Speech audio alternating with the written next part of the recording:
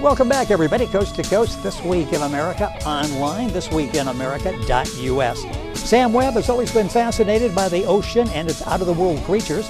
A snorkeler, scuba diver, and wannabe marine biologist, the ocean and its wonderful creatures inspired her to write Ocean's Whirled, a fanciful science fiction fantasy tale, the story of an alien underwater race that has invaded the ocean and is gradually wiping out every creature in it, an underwater world on the verge of destruction and chaos. Sam Webb, author of Ocean's Whirled and the new book Monkey and the Dragon. Sam Webb from Australia back with us on This Week in America. Hi Sam, welcome back to the program. It's great to have you with us once again.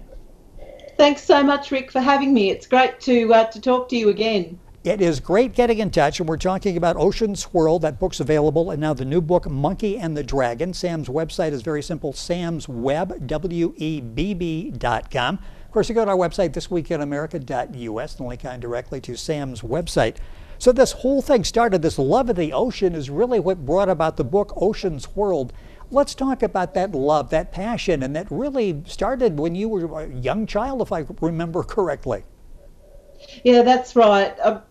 I think I was a little girl, had the Shirley Temple blonde hair, curls. My mum took me to a Sydney beach, and much to her surprise, I just went straight into the water and kept on going. All she could see was the curls floating on the top, and panicked because, yeah, I was under the water and not worrying about it. So since then, I've always loved under the water.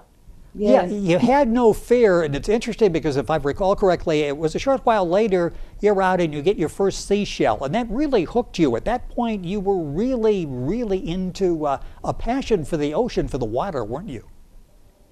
That's right. Yeah, we went just south of Sydney at a place called Wollongong, and at the pier there, one of the kind fishermen gave a little girl a shell and started a real obsession. I've got thousands of shells these days that I've collected, and yeah, just love to be finding those sort of things. Though we have to be careful these days because unfortunately our oceans have been raped and pillaged, and we can't take the same things from them anymore because it's causing so many problems. Well, things have changed dramatically, and that's a topic that you talk about in the book Ocean's Whirled. Our guest on the program is Sam Webb, W-E-B-B. Her website is samswebb.com. In the book, you take us into an underwater world, as I said, on the verge of destruction and chaos. Tell us a little bit about this world. And when we first talked about this a couple of years ago, it's actually gotten closer to destruction and chaos now, even more than back then, hasn't it? It has, Rick. There are a lot of wonderful people out there doing a lot to save our oceans, but each and every one of us can do something. We can all make sure we don't throw plastic into the ocean. Plastic floating around can look like a jellyfish to a turtle, and that's their favourite food, and they're going to eat it, and it's going to kill them. So if every one of us who goes near the ocean makes sure we don't leave our rubbish there, we're going to be doing something wonderful for the ocean, even if it's just a small thing. Are you optimistic? I'm definitely optimistic. I think there's a lot more awareness these days that we need to be so careful. I mean, without our oceans, really, our whole world implodes on itself. And I think there's lots of people that are aware of that, but I would like to make people more aware in a way of just loving the ocean. And if you love something, you care for it. So that's really, you know, the underlying message of my book. While I think it's a great story, a lot of people have said it's a great story, but it does instill a love of the ocean and of the wonderful creatures in it. And we want to keep them. We want to keep them for generations to come so that all our kids and grandkids and so forth can just enjoy and, you know, see all these creatures. I mean, in our lifetime, we've been able to learn so much more about the ocean, and in time to come, there'll be much more learnt and much more benefit coming from it.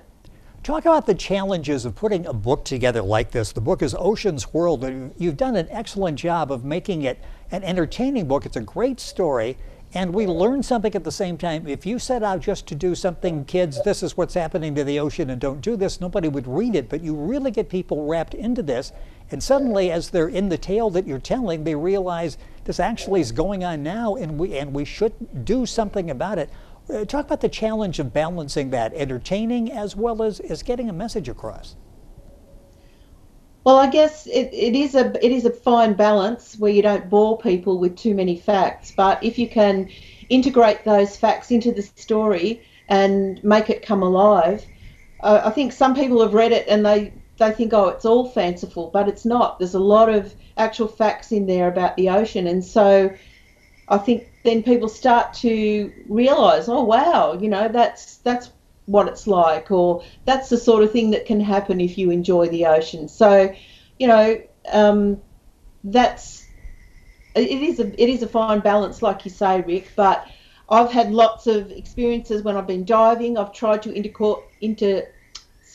incorporate those experiences into my story, so they're real experiences put into a fictional story, and I think that gives it a better depth, and people can then go to that place and leave their everyday cares behind and dive into the ocean and into the story.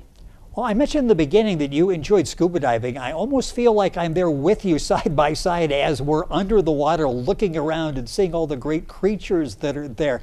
How much of this did you draw from your experiences underwater? A lot, Rick. And since I spoke to you last, I've actually been to Western Australia, which is quite a trek from where I live, and I have swum with the whale sharks, which was a wonderful experience. Also, that same day, we found an oceanic manta ray that we swam with. We were able to see tiger sharks and a plethora of other beautiful fish and underwater scenes that we weren't diving, we were just snorkeling. But to be able to come within like a metre or 3 feet of a whale shark, which is something like 25 to 30 foot long, can weigh 4 tons, is just an amazing experience. And if you can come to Australia, I'm going to get you here yet. Take you to Western Australia and take you to see these creatures. My goodness, it changes your life. I tell you, when it's winter here and I'm looking for a place to go, it's summer there, I've got a place to go, so we may do this like maybe January next year when we're digging out of snow here in the United States. Coming to us via Skype from Australia is Sam Webb, back with us on the program. The book Ocean's Whirled we're talking about. Her website is samswebb, webb.com. In a few minutes here, we'll be talking about the new book, Monkey and the Dragon. Let's sort of talk about the premise in the book, the underlying topic that you're discussing. You've got this alien marine race that's invading the ocean. Talk about this and the characters that literally come to life under the ocean fighting for their survival. Yes, the Whirled are the underwater aliens that really shouldn't be where they are. The Nahame are the carers of the ocean. They're like a mer people, and they are there to look after the ocean creatures. But these Whirled find the Nahame very tasty, so they've basically wiped them out. And so we go into the story where young Penure, who is a young Nahame who has been brought up by dolphins, he's come of age, he's got to go back, he's got to try and find some of his people, hopefully they've survived, and fight these Whirled, because they're basically, it's a losing battle at that point. But he's able to get the ocean creatures together, some humans, and it turns into Ocean World, and I have to let you find out the end by reading it. Yes, and we encourage people to do that. It's a great read, Ocean's World. One review says, I couldn't put the book down, and I see it as a movie.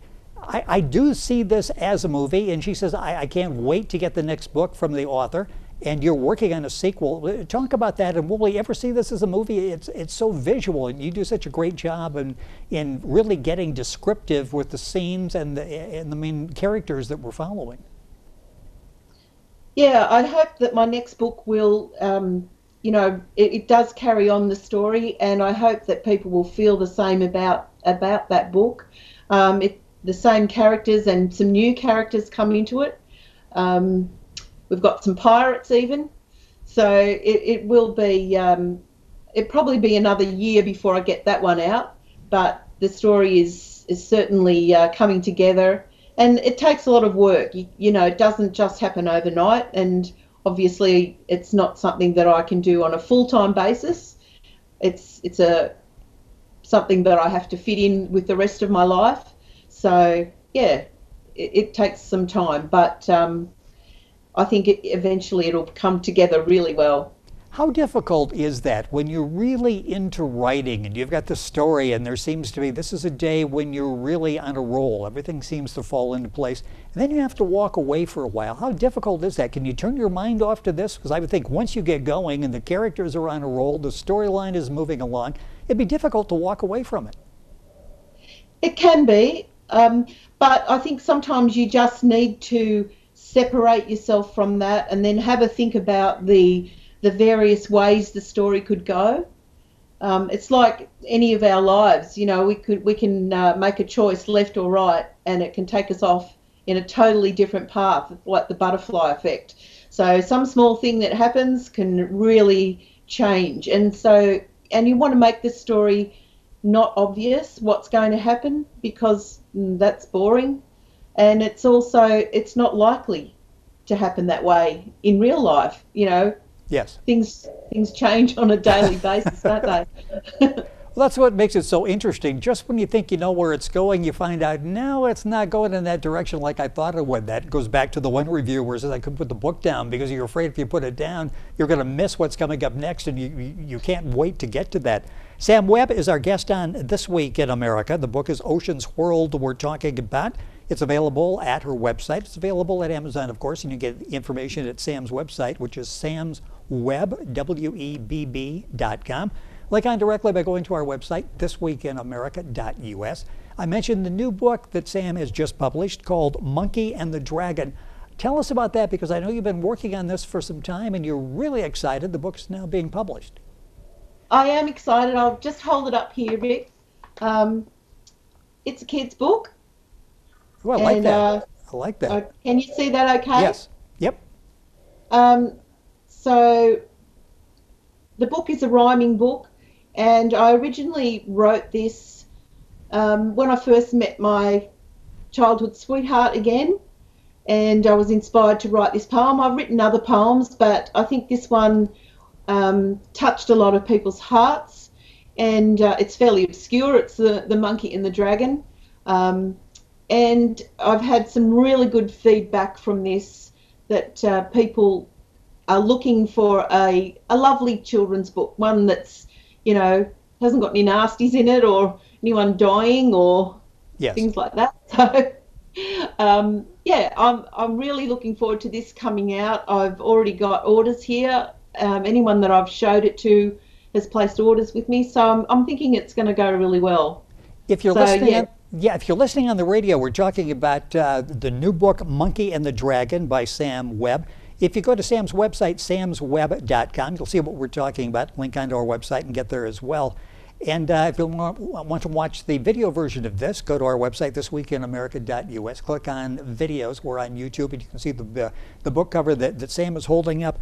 What are the elements that you like to incorporate in a book for a young reader, especially in this one, Monkey and the Dragon? What holds their attention? What's a good message to get across to them? Well, the message of my book really is that it's written here on the back of the book, Rick, that two very different creatures can live together happily and at peace. And so, yeah, the monkey and the dragon are two very different creatures, but they can get on together and be happy and have fun.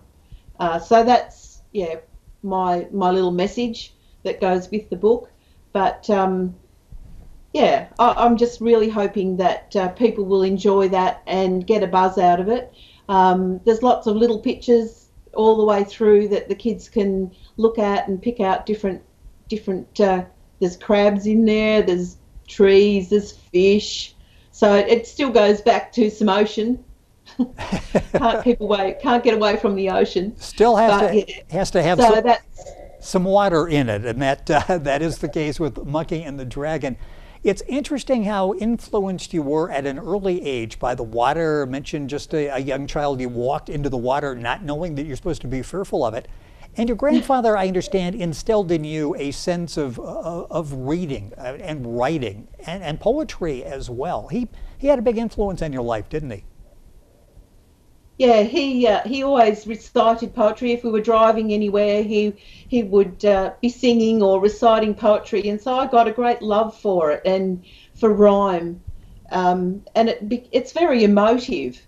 Some of the poems he would start to say to me, I'd want him to stop because they were sad, and it'd make me sad. So you can understand how, even as a little child, these things can move you. And that's what I'm hoping to do with my books.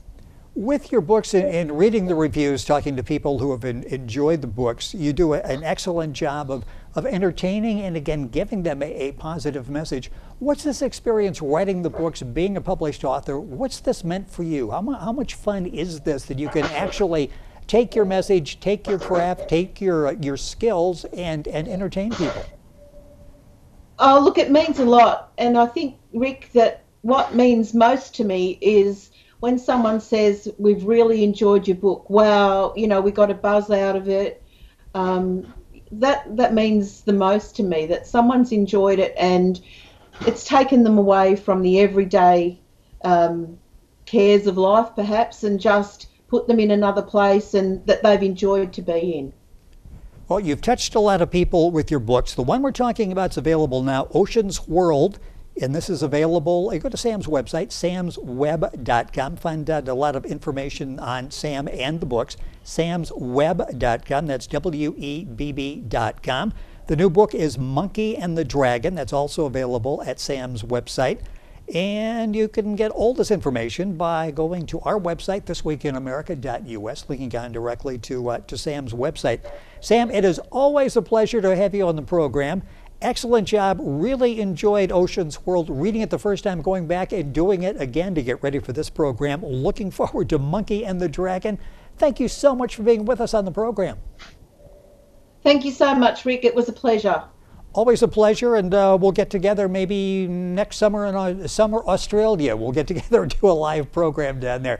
With us on the program, that'd be excellent. Sam's Webb is the website, samswebb2bs.com. And link on directly at our website, thisweekinamerica.us. Our guest has been Sam Webb, the books Ocean Whirled and Monkey and the Dragon. You're listening to This Week in America, and we're right back after these messages.